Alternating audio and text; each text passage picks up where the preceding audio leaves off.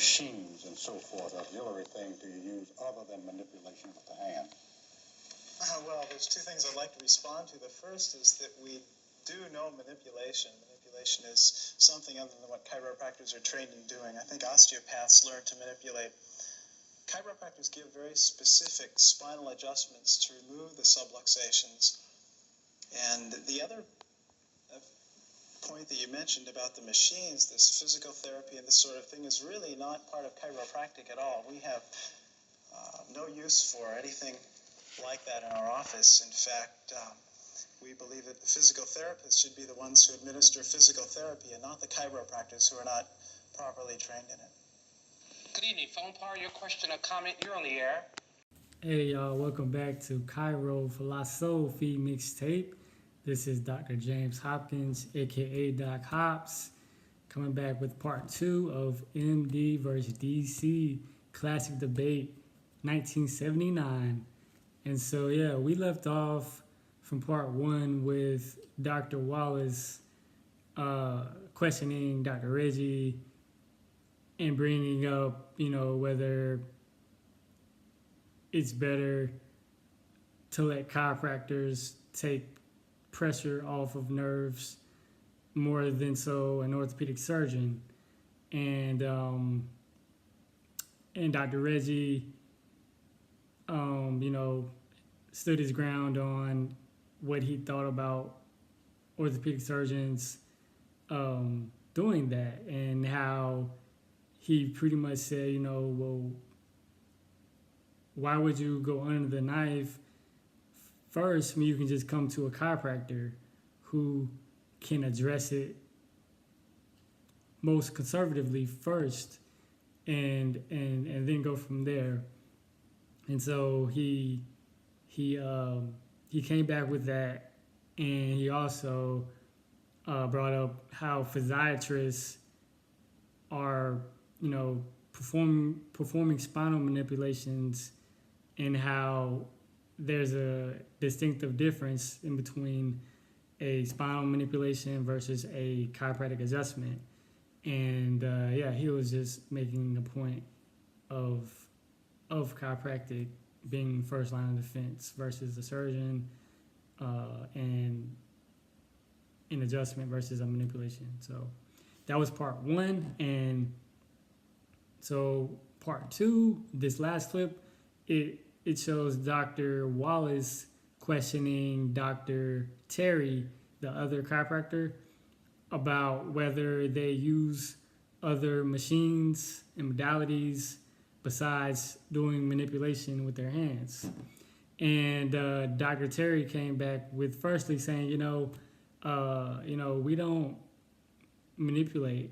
We perform spinal adjustments on our patients, and that is chiropractic, and that manipulation is a term mostly used by osteopaths that perform spinal manipulations. So I thought that was great that he started with that, and then he came with he brought up physical therapy, and how that they don't have physical therapy in their office because that's not what he's trained in, and that if I want to get treatment, if I want to get physical therapy treatment, then I'm going to send my patients to a physical therapist, is what he said. And now we do get a little more training in physical therapy and modalities, but we're still not as thorough as an actual licensed physical therapist is. So I thought that was great that he ended it on there. And I love how just smooth and laid back he is in this whole debate. He's like, I'm gonna just let Dr. Reggie do all the dog fighting here. I'm gonna just say my piece and peace out. And you can't really blame him for that, So props to him. And and like I was saying in my first reaction video of fitness trainers versus chiropractors, and how it just depends on the doctor and how he wants to run his his business model, you know, whether he wants to add more and do more or just adjust, you know.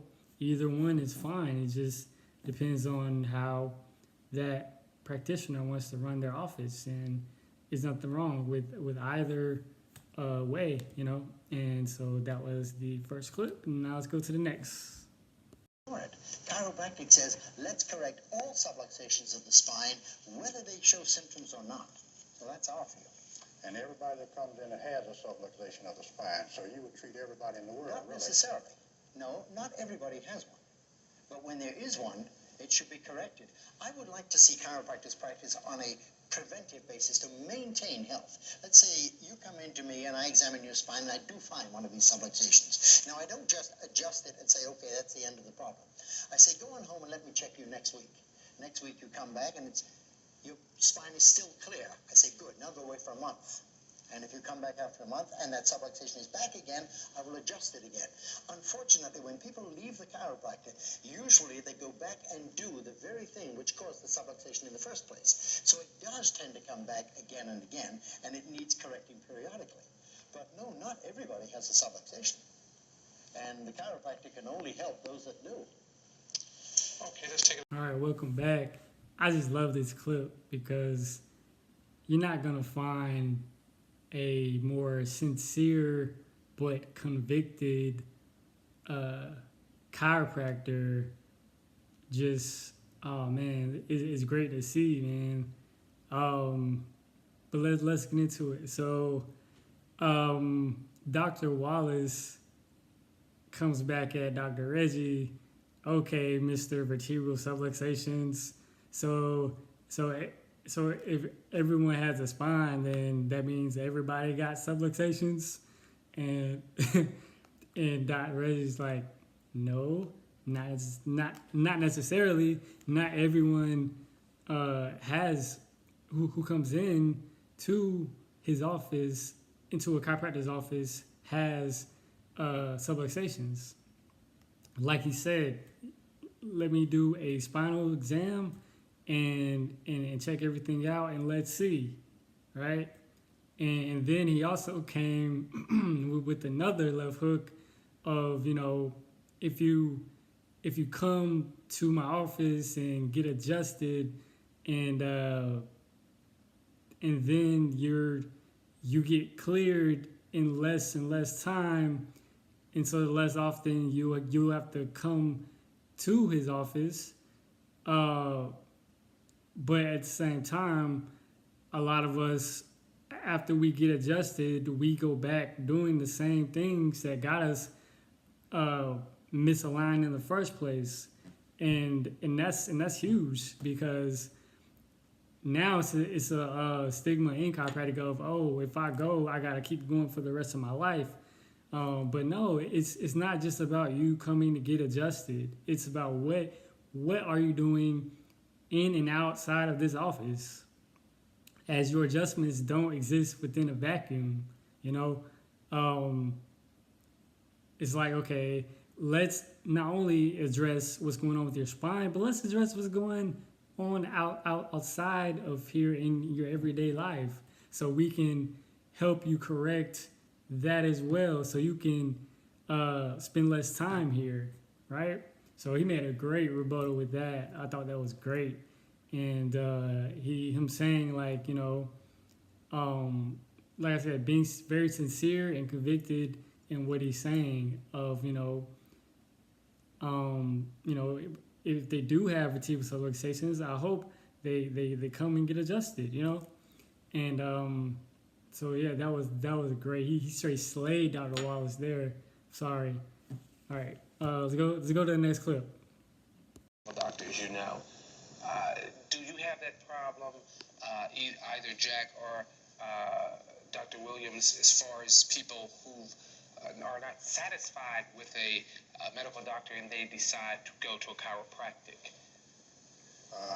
Yes, there's no doubt about and that. what have been the results, to your knowledge? Well, I think the results are where your faith lies. I think there's such a thing as laying on of the hands, and healing and that type of thing. And if you believe strongly enough in an individual, a person, or a system, then that individual can help you. There's no doubt about that whatsoever. It has nothing to do with scientific value of what they're doing. But with faith comes help and healing. Terry? You were ready to answer that. Okay, Reggie. Well, I just was thinking, when we were talking about faith, and there's no question faith or belief in the doctor brings about miracle changes in symptoms. And apparently this woman had so much faith in the medical doctor, she went to him first. And with all of that faith, it didn't do anything. So now she goes to the person in whom she had less faith, so little that she went as a last resort and got a miracle cure. And, quote, we say, wow, that's because she had faith. This faith thing, of course, there is something in the placebo effect. If it weren't for the placebo effect, most doctors would be out of business, particularly medical doctors. But we cannot say that every patient who gets well because their subluxation is corrected did so out of faith. That's absolute nonsense. As a matter of fact, I adjusted a paralyzed hamster a couple of years ago. Now, this little hamster didn't have any belief or faith in chiropractic. It was paralyzed because it got caught in its little trap wheel. It caught his leg and it got spun and it got its spine subluxated, and it was paralyzed from there down. And we just adjusted the vertebra back into place, and the thing got up and ran around. Now, that hamster had no faith. Hey, welcome back. So in that last clip, the moderator, Gentry, is referring to when, if you go back and watch the whole thing, they had somebody call in and speak about their experience when they weren't satisfied with an MD. They went to a chiropractor and got better after seeing the chiropractor versus the MD. Now, Gentry asks Dr. Williams if he had a problem with that. And Dr. Williams responds with, well, I think that, when you lay your hands on somebody, they're going to have faith in you, and that's what leads to them healing, And I'm just like, man, he didn't give the chiropractor no type of credit at all. It was just straight up faith. Had nothing to do with the skill of the chiropractor and his trade and his practice and his education and his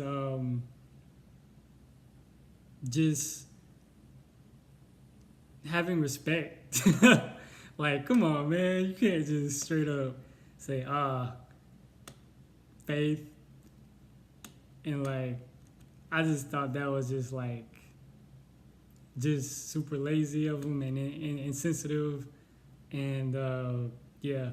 And so Dr. Reggie comes back and just destroys him again. It's like, he's like, well, yeah, faith is huge in anything, especially healthcare. He said, without the placebo effect, even medical doctors wouldn't be in business. Like, straight destroyed him, bro. Like, that was good. And he also said that, he gave a great example of him giving an adjustment to a paralyzed hamster a couple years ago, and that, a hamster is an animal. It doesn't have any faith or belief in anything, and he adjusted it and it wasn't paralyzed anymore. And it was like, what do you say about that? You know what I'm saying? Like, got you again. Like, Dr. Williams just keep taking L's, man. It's just like, just, you know what I'm saying? Just give him some credit. Just a little bit. Just a little bit. But yeah, that was a good one. Faith plays a part in all doctors' practices, but we cannot say that everybody who gets well as a result of chiropractic care did so through faith, and everybody who got well under a medical doctor's care got well through science. That's a little naive. But doesn't it play some type of percentage in getting healed? In all cases, medical or chiropractic, what's happening is medicine is claiming that their people get healthy through science, and ours get healthy through faith, and that's patent nonsense. Is that patent nonsense, Jack? Well, he said that medicine people claim that, and I'm sure that some medicine people do claim that. I think, on the other hand, that most physicians realize that people get better for many reasons. Sometimes, hopefully, it's because of what we do for them. Sometimes it's because they have faith in us, has been pointed out. And sometimes just because the body has a way of getting better. So I wouldn't feel that all doctors claim that we heal all things. No, neither would I, Jack. I didn't mean to imply all, but every time that we hear of a chiropractor having a patient who gets well, some medical doctor is willing to say, well, it must have been faith because I'm convinced before I start that chiropractic doesn't work. When they go in with that kind of a closed mind, they're not going to learn anything. And no matter how many times they come on television and say, we're here to learn, their mind is totally closed from word one, and there's nothing that's going to convince them otherwise. I get the impression. Hey, welcome back. So in that last clip, moderator Gentry, he asked the question of,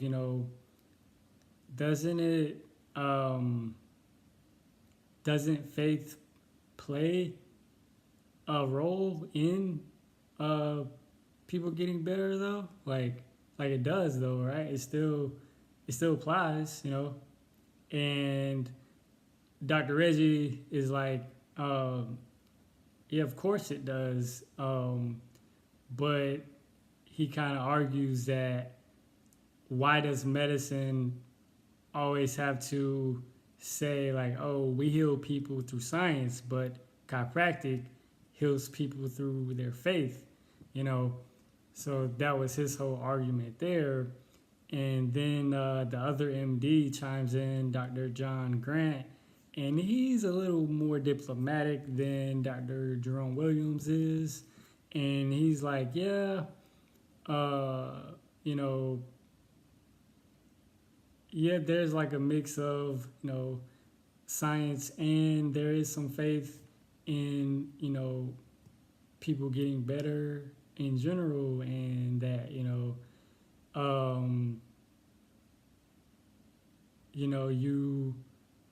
you can't deny that. And, he's kind of just saying that, we as physicians,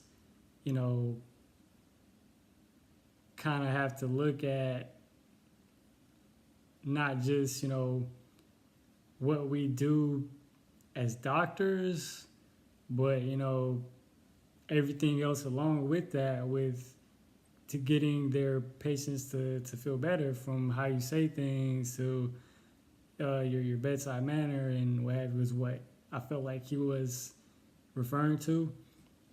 So yeah, it was a pretty interesting observation there, and yeah. I'm glad you asked, and I will tell you. But first, let me say this, that organized political medicine has for 60 years conducted a fraudulent campaign against chiropractic. They're now under federal lawsuit, and you yourself may join that suit as a defendant if you so choose, for making these blatant claims that chiropractic has no validity. There was research done at the University of Pennsylvania in 1924 by a Dr. Henry, chief pathologist, who examined some 11,000 diseased organs to find relationships between the diseased organ and the segmental level of spinal distortion related to that organ. He found direct correlation between spinal damage and diseased organs in all except 8 out of 11,000, written up in Medical Times magazine in 1924. Let me continue. You want to know where my research is? That's part of it.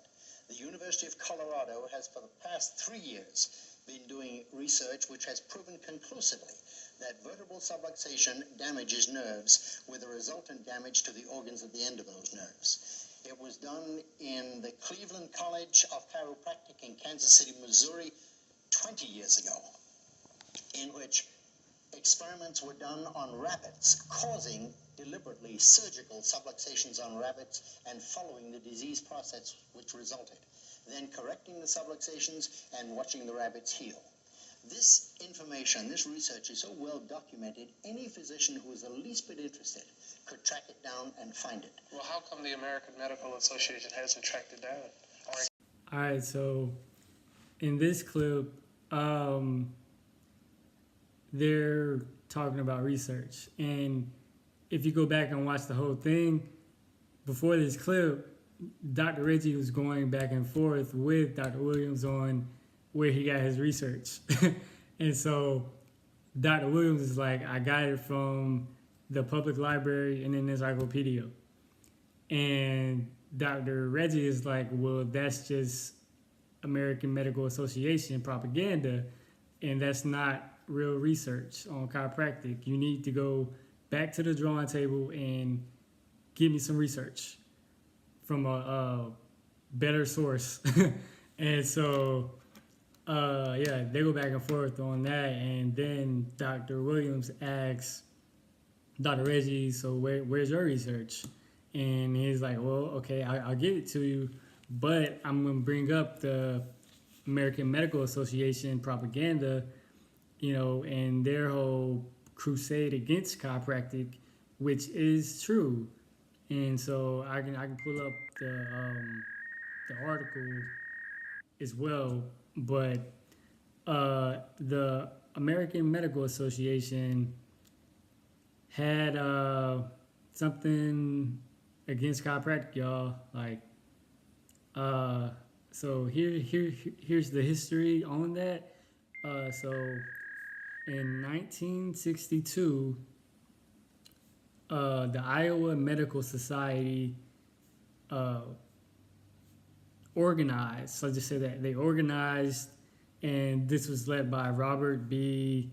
Throckmorton, who literally wrote like a manifesto against chiropractic and said a containment of the chiropractic profession that will result in the decline of chiropractic, and let's encourage ethical complaints against doctors of chiropractic, and let's encourage chiropractic disunity, and let's oppose chiropractic inroads into health insurance, and let's oppose chiropractic inroads into hospitals, etc., etc.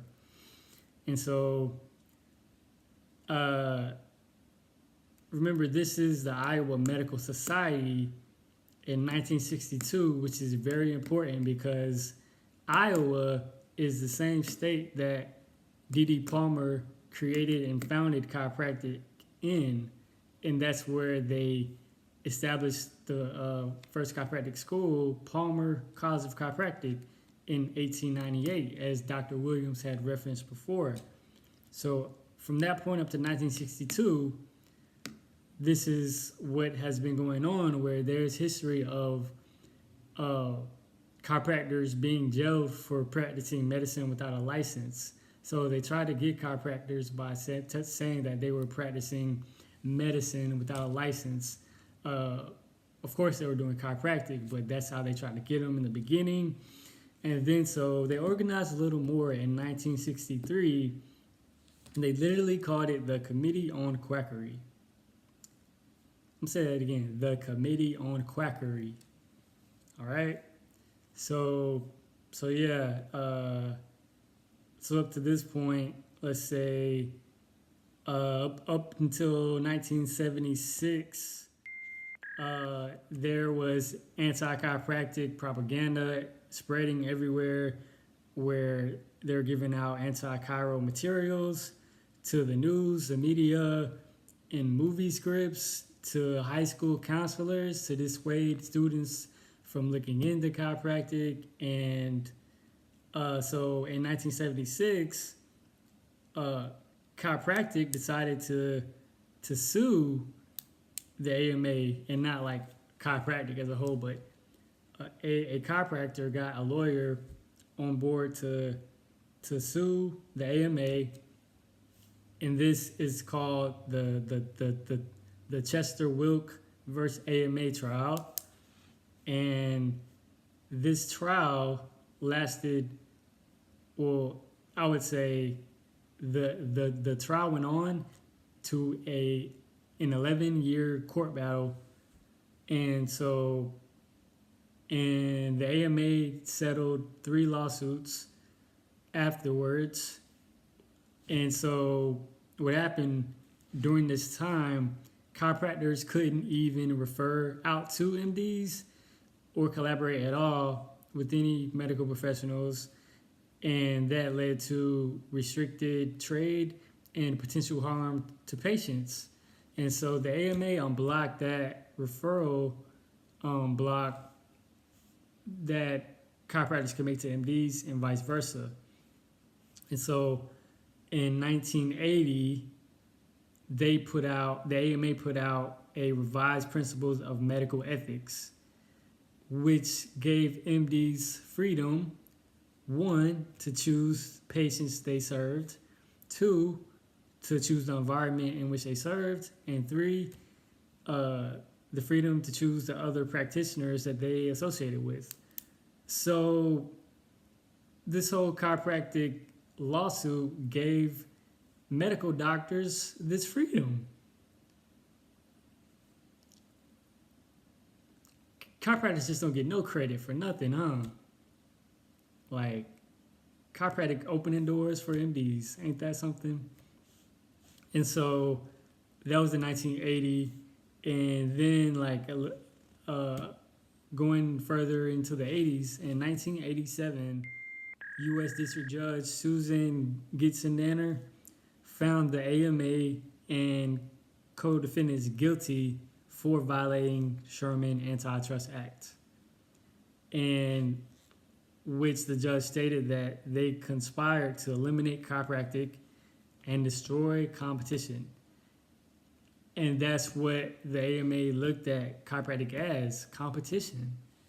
And so even though chiropractic won the lawsuit, and I believe that the AMA had to donate a whole bunch of money to the chiropractic profession, to its schools and whatnot, but the stigma still exists of the bad reputation chiropractics have and the misinformation spreading out there, which is why I started this channel in the first place, to kind of add in my 2 cents on this misinformation and make an impact there. But yeah, it still affects chiropractors today, just like with my ethnic background being African American, like from slavery to the Jim Crow South, and on how that discrimination and racism still affects Black Americans today, especially economically, and they don't want to give us reparations. And that's a whole nother story. This is not a political channel, but I'm just making a point here of how an oppressive system, how damaging its effect can be. And so going back to the debate, Dr. Reggie tells Dr. Williams, like, hey, some research I got for you is that in 1924, a pathologist found direct correlation of spinal distortion and organ damage in like 11,000 specimens, except for 8 of them. Like, crazy, right? And he also brought up some research done by Chiropractic School, Cleveland Chiropractic College, on how they did experiments on rabbits who were subluxated and how they were treated through chiropractic, able to heal them through chiropractic. And he brought up that research. And yeah, at the end, the moderator Gentry asks Dr. Reggie, so why haven't the AMA been able to find this research? Right? It goes back to the AMA, crusade against chiropractic and propaganda, and how still politically divided to this day in a lot of instances. And so I just left it off on that cliffhanger of like, why hasn't the AMA found this research? That's not the question, because they have the research. They know what's going on. They just refuse to, spread the information and education that chiropractors have within the health space, because it'll directly affect their industry. So there you have it, y'all. What is chiropractic? I hope you learned something, because I surely did. And yeah, so what do you think chiropractic is? Did it change your mind on what you thought of it before? Are you still kind of like, you still don't know what it quite is? Yeah, I just left it on that cliffhanger. So I hope y'all enjoyed it. This was a great classic debate, and yeah, share it and go watch the whole thing, because it's a great conversation and it's still relevant today. So yeah, this is Dr. James Hopkins, aka Doc Hops, with Chiro Philosophy mixtape, and this is the end of this presentation. Have a good one. Peace.